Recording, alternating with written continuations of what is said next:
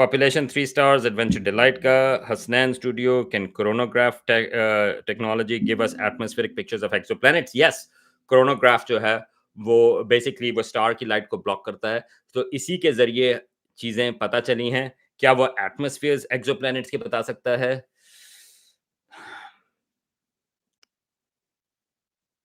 It's a little tricky क्योंकि आप सितारे की रोशनी को ब्लॉक कर रहे हैं और आपको पोटेंशियली इस तरह से आप कुछ एक्सोप्लैनेट को आप इमेज कर सकते हैं।